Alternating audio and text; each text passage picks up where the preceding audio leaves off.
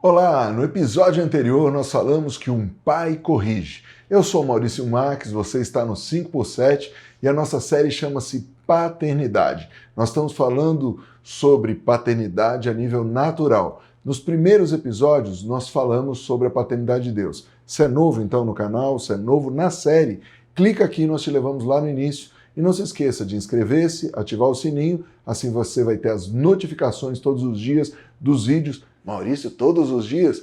Todos os dias nós temos um vídeo novo para você. E já vai deixando o seu like. Hoje nós vamos falar sobre comunicação.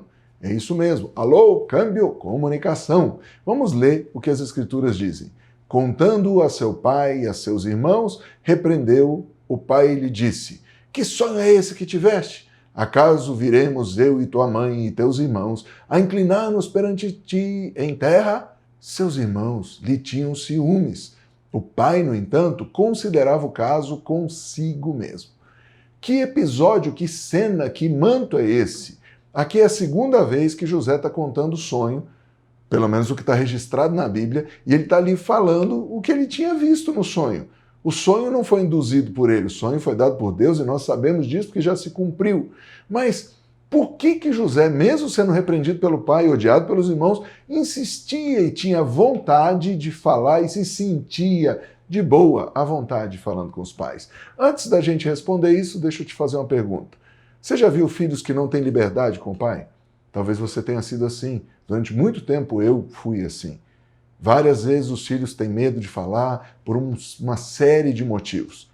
Então, por que José, mesmo o pai dizendo para ele, cara, tá doido, ele continuava falando e se sentia à vontade? Vamos ler Gênesis 37:2. Esta é a história de Jacó. Tendo José 17 anos, apacentava os rebanhos com seus irmãos. Sendo ainda jovem, acompanhava os filhos de Bila e os filhos de Zilpa, mulheres de seu pai, e trazia más notícias deles a seu pai. Ora, Israel amava mais a José que a todos seus filhos, porque era filho da sua velhice, e fez-lhe uma túnica talar de mangas compridas. Prestou atenção aqui? Nesse texto tem uma sequência de códigos. Primeiro, José tinha quantos anos? 17 anos. Cara, é uma idade que os hormônios estão explodindo. É uma idade que geralmente os filhos questionam os pais, porque eles começam a ver os defeitos, começam a se comparar, começam a se achar, certo? É um monte de coisa que acontece. Mas o que estava acontecendo aqui? Primeiro, José trabalhava junto com os irmãos, ainda que fosse o caçula. Não venha com esse papo, o Jacó preferia ele. Preferia, mas não passava a mão na cabeça. Ele respondia à bronca de Jacó como todos os filhos. Ele tinha que trabalhar como todos os irmãos. Isso quer dizer, então, que não havia predileção nesse sentido. Mas o que acontecia? Qual era a diferença? Por que José era tão amado? Ali no texto que acabamos de ler, mostra que Jacó tinha várias mulheres. E o José era filho da amada, mas não está escrito ali, está dizendo que ele é o filho da velhice. Por quê? Raquel, a mulher que Jacó realmente amava, ela só teve filho muito mais tarde. Lia, Zilpa, as concubinas, todas tiveram filho antes. Então, além de ser o caçula, ele também era o filho da mulher amada. José, apesar de ser um adolescente, não tinha medo de contar as más notícias para o pai. Esse é um ponto muito importante. Comunicação aberta. Não deixar de falar a verdade. Por que ele fazia isso? Porque o amor libera essa comunicação.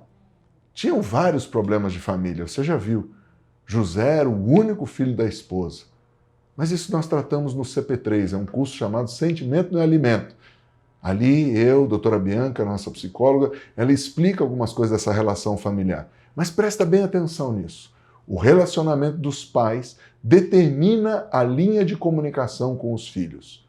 Maurício, o que você quer dizer com isso? A maneira que os pais, pai e mãe, se comunicam afeta diretamente a maneira que os filhos vão se comunicar com os pais e com o mundo. Pais, por favor, entendam. É a nossa responsabilidade ensinar nossos filhos a se comunicar. Se você, pai, se você, mãe, vive gritando, seu filho, sua filha, pode ser que saia um gritão maior que você ou seja uma pessoa totalmente traumatizada. Ah, Maurício, você não sabe o que eu sofri. Legal, empatou, você também não sabe o que eu sofri. Só que o problema aqui não é disputa de pereba. O problema aqui não é disputa de quem sofreu mais. Você não conhece a minha história. Num próximo episódio eu vou falar um pouquinho da minha história. Eu também tive medo do meu pai. Eu e você precisamos entender que os nossos traumas não justificam a gente continuar no trauma. Mas olha algo tremendo aqui. José confiava e não tinha medo do pai. Por quê? 1 João capítulo 4, verso 18 diz: no amor não existe medo. Antes o perfeito amor lança fora o medo. Ora, o medo produz tormento. Logo, aquele que teme não é aperfeiçoado no amor. Queridos, eu e você precisamos entender que é dever dos pais gerar um ambiente de amor para que a comunicação flua sem medo. Você entendeu? É um ambiente de amor. José, diferente dos outros filhos, se sentia amado. Por isso, temos tantos problemas na sociedade. E toda comunicação, certa ou errada, ela começa em casa. E essa é a responsabilidade de um pai, de uma mãe. Veja por que Adão ficou quieto no jardim. Ele ficou quieto, foi omisso, e aí o que Eva fez? Mesmo que você não tenha tido um lar ideal, em Cristo Jesus, pode começar a mudança em você. Baseado em quê mesmo? No amor. Em todas essas coisas, porém, somos mais que vencedores por meio daquele que nos amou. Nós podemos vencer os traumas, nós podemos vencer várias coisas. E o apóstolo Paulo ainda diz lá em 2 Tessalonicenses 2,16, ora, nosso Senhor Jesus Cristo mesmo, em Deus, o nosso Pai que nos amou e nos deu eterna consolação e boa esperança pela graça. Você entendeu? Você tem um Pai eterno. Jesus te amou, Deus Pai te ama, e isso te dá esperança, isso te dá consolação. Pai, em nome de Jesus, eu oro para que cada um que está assistindo, seja filho que vai se tornar um pai, seja filha que vai se tornar uma mãe, seja um pai ou uma mãe, seja batizado no amor. E em Cristo haja uma mudança e comece uma nova comunicação dentro de casa, com as outras pessoas, no trabalho, na sociedade, e o teu nome seja glorificado, Pai.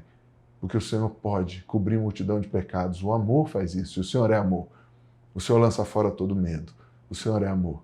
Enche-nos do teu amor para a tua glória, em nome de Jesus. Obrigado aí, você está junto, e no próximo episódio a gente continua esse papo muito bacana. Porém, eu quero pedir uma coisa. Já deu seu like? Tamo junto ao infinito e além.